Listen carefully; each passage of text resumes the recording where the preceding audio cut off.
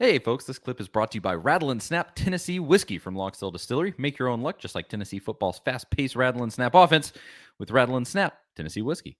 You get the sort of odds and ends stories, sort of like we talked about last week with like quotes from players. You posted one, didn't you, Zach? You sent it to me. There was something that you wrote about on A to Z today, and it was it something that Jacob Warren said in an interview? That Oh yeah, they asked him how he felt about being ranked below Alabama and LSU and all these preseason rankings, and the official right. ones haven't come out yet, but we pretty much know Tennessee's probably going to be ranked ninth, 10th, 11th, somewhere in that range, I would assume.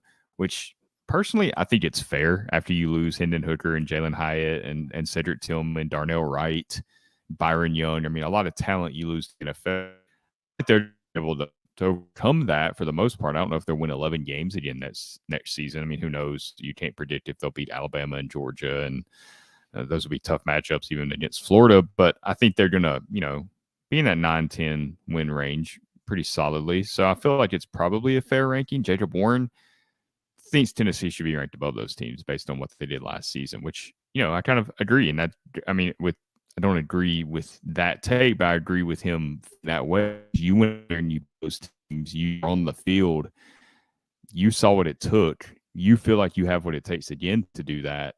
That belief in that locker room, I mean, that's something that you should have. So I don't think it's an issue that he said that. I think, objectively, that's probably not the way it should be, but I understand them feeling that way.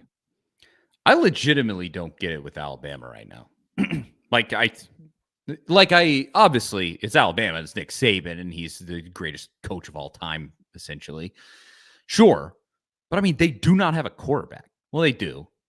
The Milrow kid is not bad, but otherwise, I mean, they're a complete unknown. We may watch them in week one and be like, oh boy, this is going to be one of the best teams ever. Or we may watch them in week one, like last year when they played Texas, and we may go, oh, Saban might be in trouble. So that one, am I saying that Tennessee should be ranked above Alabama? There's still a roster that's filled with a bunch of 5-star players.